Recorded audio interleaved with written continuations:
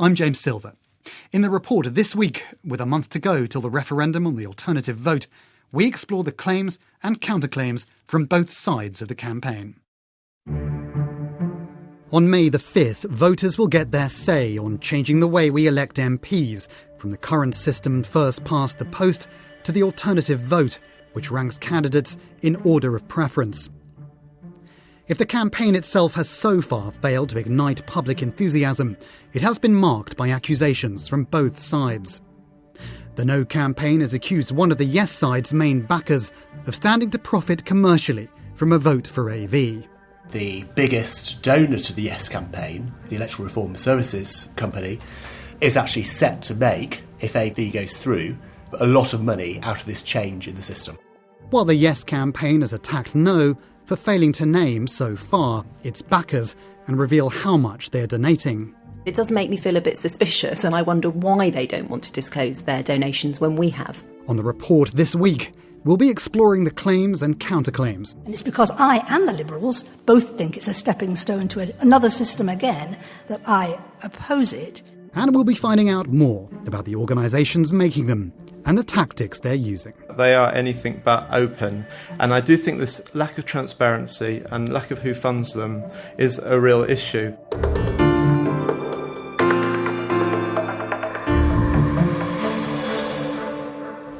Good morning everyone at this early hour, and welcome to this Yes to Fairer Votes event. Westminster, central London, a few hundred yards from Westminster Abbey, and the launch of a campaign called Yes to Fairer Votes, attended by, among others, Ed Miliband, the Labour leader. Thank you very much, Katie. It's a pleasure to be here to launch the Yes to AV cross-party campaign. We're here because a yes vote on May the 5th will, in my view, be good for voters and good for democracy. Against a public backdrop which could be politely described as apathetic, next month will see the first UK-wide referendum since 1975 to decide whether to change the electoral system for the House of Commons from first past the post to the alternative vote, known as AV. Chairing the Westminster launch as well as the Yes campaign is Katie Ghosh. She's the chief executive of the Electoral Reform Society.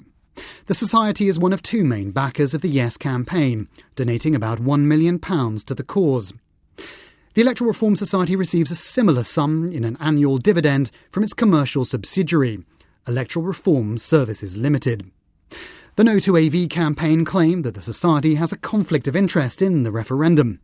A switch to AV, they say, makes the introduction of electronic voting machines in elections more likely and would cost Britain £250 million. And the Electoral Reform Society's commercial operation, they point out, just happens to be the UK's market leader in election management software. Head of the No campaign, Matthew Elliott.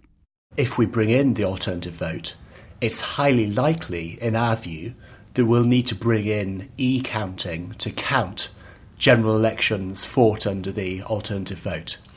And the reason we bring this up is because with the other preferential voting systems in the UK, be it the London mayoral election, which uses a supplementary vote, or certain Scottish local government elections, which use e-counting, those vote counting machines, if you like, are supplied by Electoral Reform Services and their sister organisation, DRS.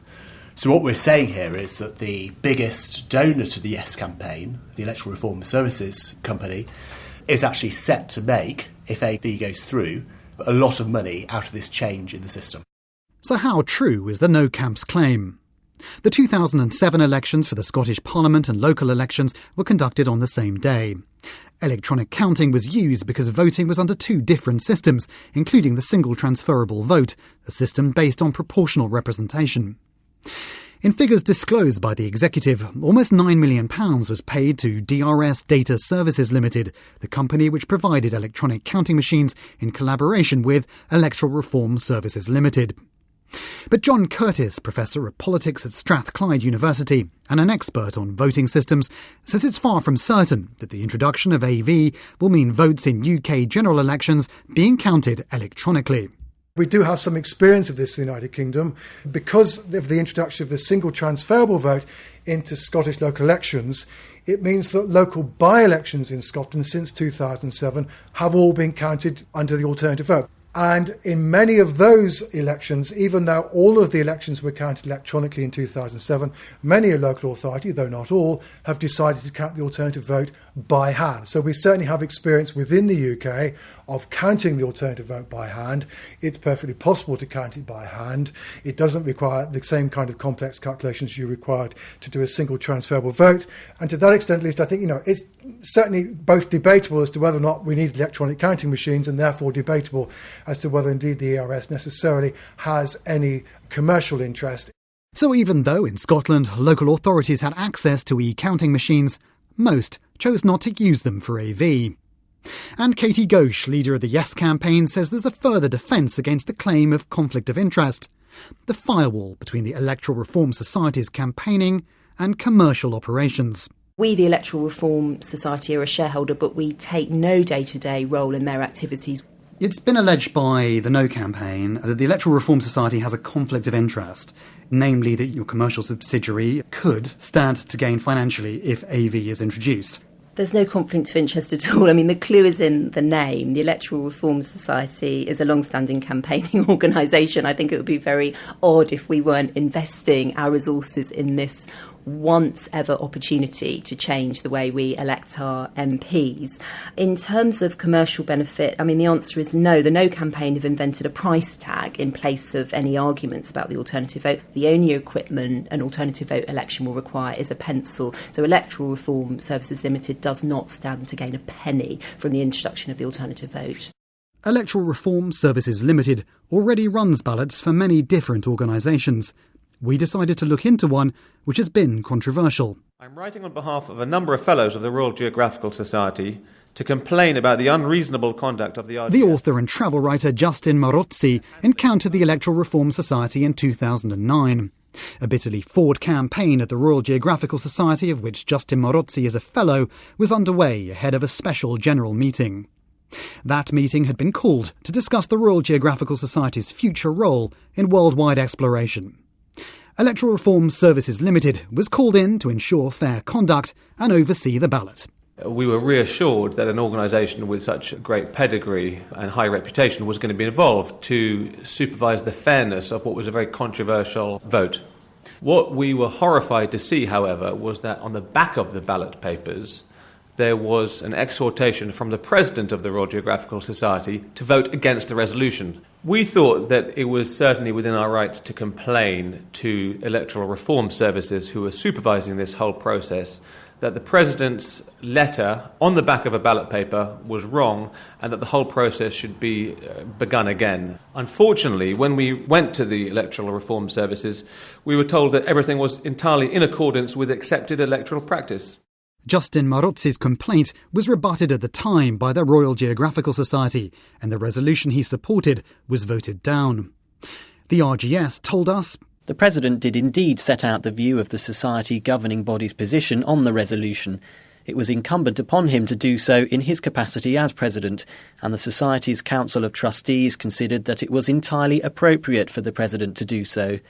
ERS confirmed that it was common and acceptable electoral practice and in line with the Society's bylaws." In a statement, the Chief Executive of Electoral Reform Services Limited told us, ERSL believes that it is up to each organisation to make its own democratic decisions on its electoral procedures. It would not be appropriate for ERSL to comment on the internal processes and disputes within organisations for which we work.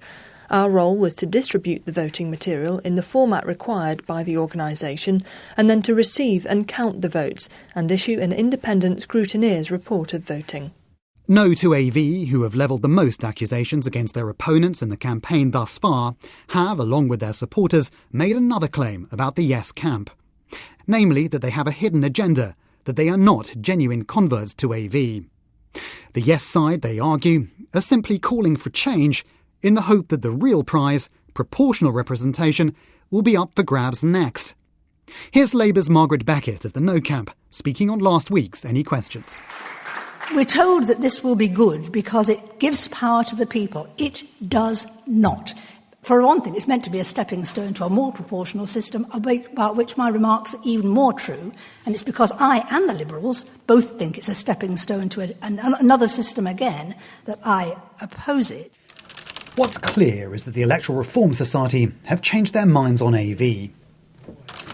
Plugged the words into Google, and on the results page, their own summary describes the group as campaigning for proportional representation and the single transferable vote. And this is their website from 2007, which I found using internet archiving. It says, as AV is not a proportional system, the Electoral Reform Society does not regard it as suitable for the election of a representative body, e.g. a parliament. But go to their homepage today, and the ERS have changed their minds. Now they say they do support it. Lewis Baston worked for the Electoral Reform Society as a lead researcher and only left last year. He wrote a report assessing the likely impact of AV, in which he said that the Society regards the introduction of preference voting as a step in the right direction, although under AV, only a very minor one. Significantly, the link to his report appears to have been taken down from the ERS website. Earlier today, we tried to find that piece of research you're talking about on the Electoral Reform Society's website, and we couldn't. Why do you think that is? The Society, I think, has taken a view that is understandable, that they want to just focus on winning this campaign at the moment. That's strategically the kind of key priority at the moment. I don't have a quarrel with that, but I would like it if research was disseminated to give background to people. I would hope, and I believe, the Electoral Reform Society has a history since 1884 of campaigning for PR by the single transferable vote, that it hasn't abandoned that ultimate aim, that the emphasis on AV currently is only tactical. So by implication, we shouldn't believe what they say? That's probably for somebody from the Electoral Reform Society to answer. I would hope that their aim is ultimately PR. A question we put to the ERS Chief Executive and Yes campaign lead, Katie Ghosh. In just a few weeks' time, we're going to have, all of us, two choices on the ballot paper. Keep first past the post, which has had its day, or move to the alternative vote. And I think we all feel in the Electoral Reform Society and the Yes campaign that there's a simple choice there. As voting reformers and in the Electoral Reform Society, we asked our members what they wanted to do, and they said go for it, go for the alternative vote. Is AV a better system, in the Electoral Reform Society's view, than PR? The alternative vote, compared with first past the post, is definitely a better system. Now, we might be having a different discussion if we had lots of options on the ballot papers. The No campaign has also attacked the Yes side for claiming the support of charities and community organisations, which they argue is in contravention of charity law. When a number of charities appeared on the Yes camp's website, apparently endorsing the campaign, the No side complained to the Charities Commission, who issued guidance. Subsequently, several groups vanished from the Yes website. One organisation which is still there is Change Agents, a cooperative which champions the interests of older people.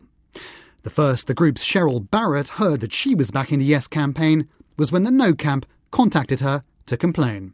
There was an email that said, "Are you aware that you are part of the Yes campaign?" So I rang the number and I was advised that we were part of the campaign. But I was also advised that that was detrimental because as a charity we couldn't behave in a political way. And I did advise the fella that we're not a charity, we're a cooperative. So there was no legal problem. So just to be clear, at no stage did you solicit an approach from the Yes campaign or indicate that you wanted to be part of their campaign? No. What was your reaction? How did you feel? I felt like a naughty schoolgirl, I think, is how I felt. So Change Agents aren't happy with the Yes camp because they're included as a supporting organisation when they're not, but they're not happy with the No camp either because of the way they handled their complaint.